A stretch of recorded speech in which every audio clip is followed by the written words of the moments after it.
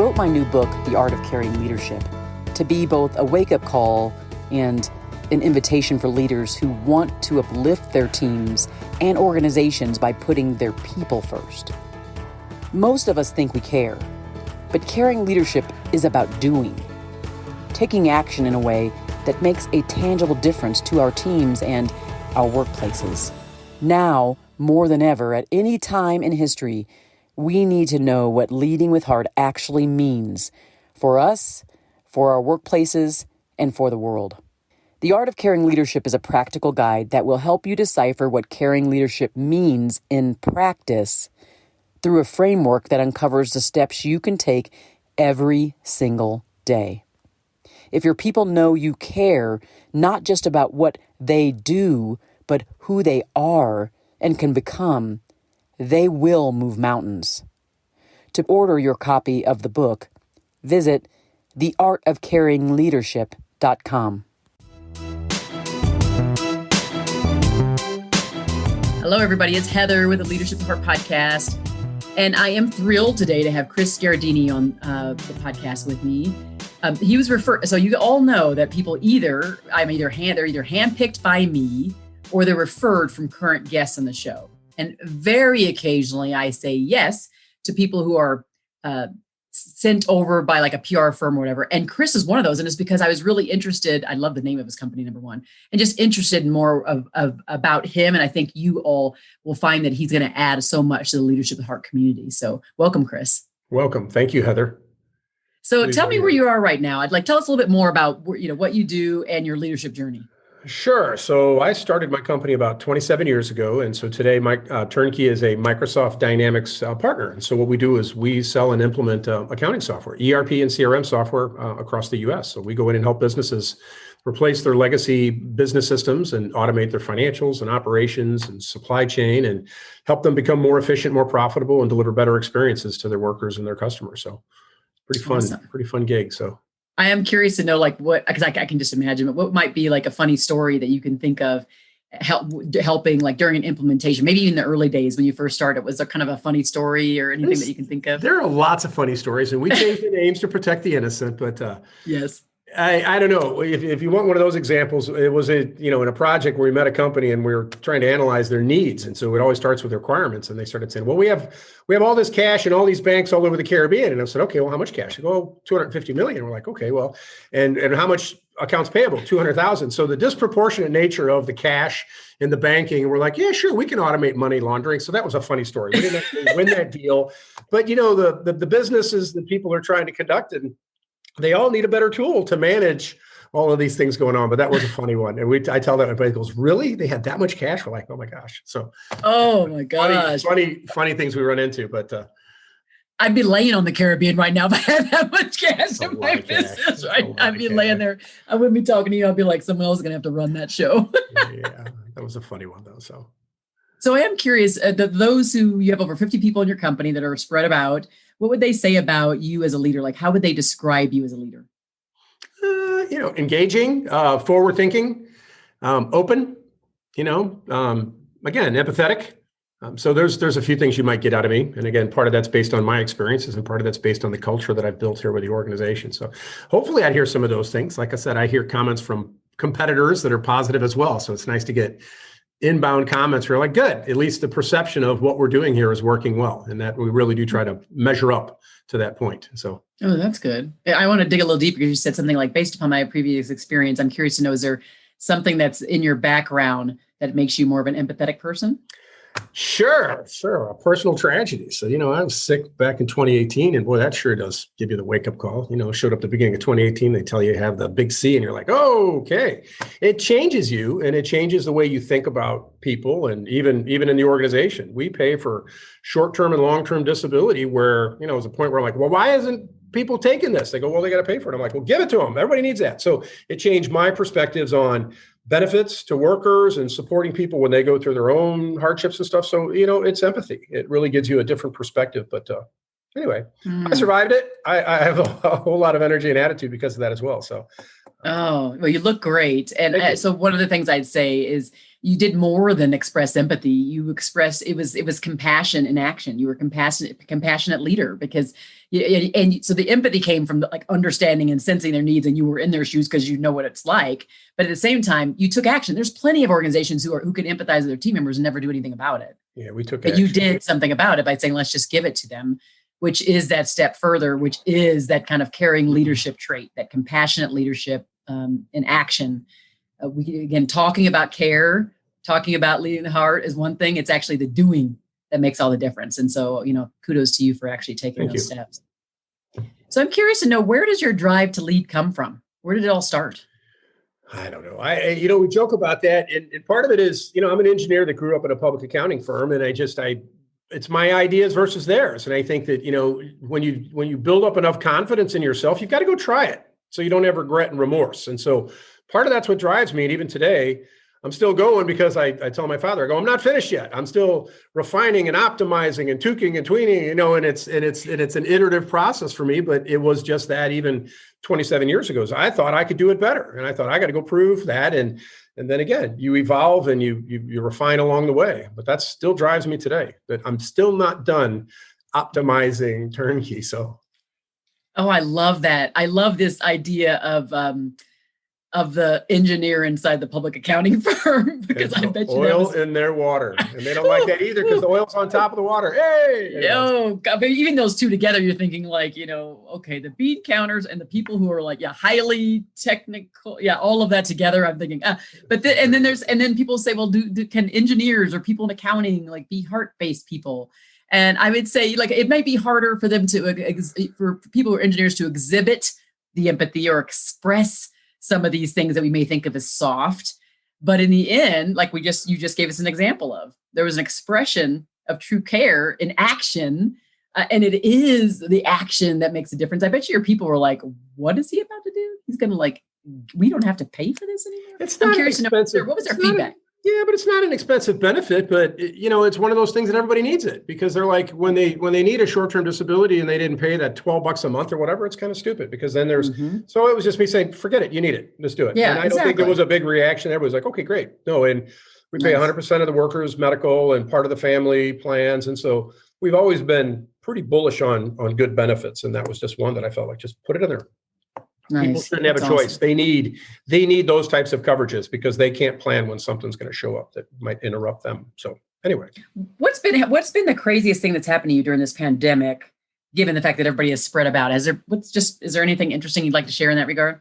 I'm thinking crazy. I mean, the world changed obviously for everybody, and our world, we're all remote now. I mean, I own this office building where I'm sitting, and there's a handful of people that still report here, but everybody's remote. And the craziness is, I think my leadership team is now across the U.S. I talk about Minnesota, Atlanta, Virginia, Seattle, St. Louis. We're the four corners of the U.S., which a year ago, everybody was relocating to St. Louis. So that's kind of crazy. But at the same time, we've evolved very efficiently and effectively. So, but other than that, there's been nothing that's been real dramatic. My family's been safe and healthy and so forth, and businesses continue to function very, very well. So, oh, good. Can't complain. That's awesome. Yeah, I always, so I'm assuming everybody, what you have is what you're keeping with. You're not going to say everybody's required to do this and everybody's required to do that. You're saying like, this has worked well. No reason to fix it's not broken. No need to tweak it, as you talked about earlier. It's good. Well, we're tweaking a little bit, but at the same time, remote policies but what we are doing is focused on the culture. We're bringing people in. So we've got a big group. We're bringing everybody into St. Louis the third week of May, because that's the thing that you lose in a remote environment, is you don't build those bonds of trust, because you're not eating, you're not drinking, you're not talking about stuff you do. You show up for your video call, you talk about the topic, and everybody disbands. And guess what? We don't advance our abilities to collaborate and build trust with each other. So that's a big focus point on the people side. That's it. That's the only negative on remote work, is you don't get that closeness that people need to be comfortable and to trust each other when they're working together. Like, I got your back. I know you got my back, right? So if you think about those things, and it just takes time to develop those. So I got to tell you, I'm geeking out a little bit. Those who listen to my show know this. I'm totally geeking out. Again, it's not lost on me that an engineer is talking about like connection and collaboration and closeness. I love it. I just love it. It's IT, but yeah, I was engineering, computer science, and math back in the accounting. Still the same difference. Or, you go back to introverts and extroverts, and I have IT professionals and accountants and the accounting firm, and they're all, you're right. We know a lot of introverts, but anyway, it's important. And it's usually stuff. a mashup. I always tell people, I'm being obviously very stereotypical in that regard, because there's a lot of people. I mean, I know engineers who aren't, but I have coached a lot of folks that are kind of the engineer tech space, and I can see why they might need like some of the help on the people side. Let's just put it that way. But it's good. It warms my heart to hear that. Want to inspire loyalty with your leadership? Take the Caring Leadership Self-Assessment today and discover what actions you can take personally to uplift your team and your organization. Created in conjunction with my best-selling book, The Art of Caring Leadership, the Caring Leadership Self-Assessment is designed to help you identify key areas for growth so that you can become known as a leader with heart. Once you complete the self-assessment, you'll instantly receive a free report highlighting areas in which you can improve. You'll also have the opportunity to upgrade to a more detailed report providing you with additional insights, as well as recommended next steps for your journey as a caring leader. Simply visit caringleadership.co and click Self-Assessment to take the Caring Leadership Self-Assessment today. So I'm curious to know, is there ever been a time when maybe it was before the cancer, but where you just weren't the most enlightened leader? You weren't as heart-centered or didn't lead as much with the people focused. And what, if there was that time, describe it in detail if you can. And then what did you do to come out of it, just to become more enlightened? And again, maybe it was cancer. I'd just like to know a little bit more about that. Yeah, no, it wasn't related to the cancer, but I think as you look at people, and I think where I let myself down in reflection is tolerance. Maybe I was too tolerant of bad elements in the organization. And you think about, everybody looks for my example and for me to make those hard decisions. And when you let somebody exist that's toxic, or, you get it. It's just that if there's a toxic person, you let them exist and you don't deal with the situation on a timely basis, what do you create? A fallout. So that's my own fault. And so, and they're hard decisions and you're like, oh, it's not that bad. But I think we know in today's society that when we find out that there's somebody that's a bad element, we have to deal with it. So there's my only flaw. And part of that is just me having the confidence that, look, the organization is bigger than any one individual. And if somebody really doesn't fit, take action. And if you can't correct them or you can't get them to self-correct, then they got to leave. And that's probably the biggest flaw historically I reflect on, is my hanging on to people that I should have cut loose much sooner. And that's my bad. And, how do you develop that? It's time, it's confidence, it's getting leadership support. So, if you don't have a good peer group, you're right. Are you making all the decisions on your own? But if you've got peer support and you have people that weigh in, that is the right decision. You've got to separate, even though it could be a great producer, it could be your best producer, but they're the most toxic. But that's my reflection on, like I said, my past situation. And I kind of grew into becoming more confident about just making those decisions. And did you ever seek out a coach or anything? Have you ever had an executive coach or anything? I do now. I'm actually joined Vistage a year ago. In fact, my Vistage coach comes in here after this session here. But nice. But I joined a peer group for that point, is because we always talk about we're in the box. Well, we don't have all the answers in the box. So now I leave the box and I get ideas and I bring them back in the box. And so the Vistage group I got 14 CEOs that I can vet out lots of hard topics, and they do the same thing on a lot of it. And a lot of it's personnel. A lot of it's the human capital conversations that are the more difficult. Transactional, debits, credits, that's easy stuff. But the people are the tough part of the business, and really learning how to optimize their outcomes as well as your own simultaneously. So. I love even the language you use. Again, it's funny when you hear different people talk about this people stuff, right? It does depend on our lens and where we come from. And that engineering language, I'm reflecting back on all the engineers I've coached and thinking about this idea of levers and triggers and tweaking and just all of this stuff. How do we do that with people, trying to figure them out? And what's the interesting thing is you just figure out that we are so dang complex. You want to peel the onion back and you can't get it peeled far enough back to really get to it, right? I mean, even with you, I could probably sit here for hours and not even scratch the surface, right? Because it's all about spending time with people to get to know them. And so this idea that you talked about, bringing people in, it's I got to get elbow to elbow, even with a mask on, whatever that means, right? I got to get close. I got to figure out, I got to sense it. I got to watch you.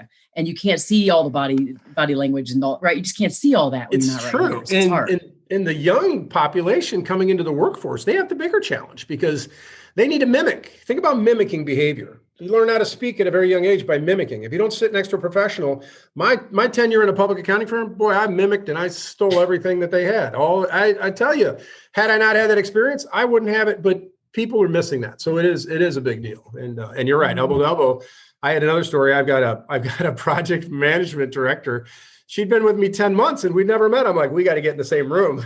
And it went good. We did a trip to Atlanta last month and we put everybody together for 2 days. There were 7 of us and a lot of eating, a lot of drinking, a lot of socializing. I tell people it's a little bit like a Jerry Springer show at the beginning. Not really, but it's comedic value, but it was good. But coming out of that, everybody's really good and has a good basis to continue to work stronger together, I think is what I saw from that. So I was so happy there. I said, let's do the May event and let's bring everybody. And we've got not to give a plug to Top Golf, but we're doing a Top Golf event for all the workers, and everybody's so excited that we got 99.9% attendance. So that's good. Nice. Oh, that's going to be so fun. That'd be fun. I love that. I'm trying to figure out what to do with my tiny team too. We're going to do we're going to order lunch for everybody. And then we're just going to do remote because we're in different states too. We're just going to do remote for now. But the odds, I like that. I like the idea of find a destination. Let's all meet in Florida. I don't know. I love it. That's a huge possibility, particularly now because I both my shots. So I just got my second one this morning. So. Oh, okay. I can't wait to see how that goes tonight. See how I feel tomorrow. Yeah, exactly. Yeah, exactly. Have you been sick for the last 2 days? No. Well, you will be tomorrow. No. Yeah, exactly. Let's just wait. I'll reach back out to you later.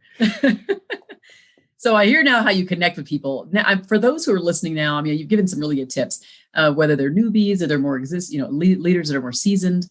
What might be a couple pearls of wisdom you'd lead them with as it relates to, particularly carrying leadership, leading with heart right now during this time? What might be a couple pearls of wisdom you think that would be good for them? Well, part of it is to understand your people. I mean, you really got to get, and people aren't as transparent as they need to be, but can you get that intel without TMI type of stuff? But knowing your workers, knowing their challenges, knowing what's going on in their lives outside the office does give you some better perspectives on that. And I think the other thing is the flexibility in programs. I've got people that want to come here because we don't mandate you got to be in the office. Well, okay, we'd like you to be here, but you don't have to be here. But I think that flexibility is another great trait to have. And a lot of people are rigid. They think, oh no, I can't, but you can. And if you really do the math on it, maybe it's better actually. You get better outcomes by having a little more flexibility. And again, by knowing your workers and knowing what they're dealing with, it helps you. You want to come earlier, come later. And like I said, where are you geographically? So there's that flexibility, I think, can really differentiate you as well. Now, listen, everybody. Again, not lost on me. Hopefully, it's not lost on you. It's still an IT engineer, technology engineer, still engineer, telling us to be flexible. So let's just remember that. If he can think that, we definitely can think that too. And we need to be more flexible with our people during this time as we try to transition with a hybrid workplace or remote or whatever we're doing here. We have to be flexible. We have to let them know that we care and that we're with them. Well, Chris, this has been great. I really appreciate this time for sure with us. And I know everybody's going to learn a lot. I've been taking some notes myself. Good stuff. It's been wonderful. So for those who are listening and found great value in this, please do make sure that you rate it, give a 5-star review here on Apple Podcasts, and make sure you share it far and wide. All this stuff, this is good stuff. And there's something different here. When we get the leaders who are admitting to the place where they're not so perfect, that's where the brilliance is revealed. So make sure that you share it far and wide. And again, just thank you again, Chris, for being such an amazing guest. And we will get this out and about and everybody will be sharing it and they'll learn about you and all of that awesomeness that you have. I appreciate the opportunity, Heather. Thank you very much. All right, everybody, thanks so much for joining the Leadership Heart podcast. Be well.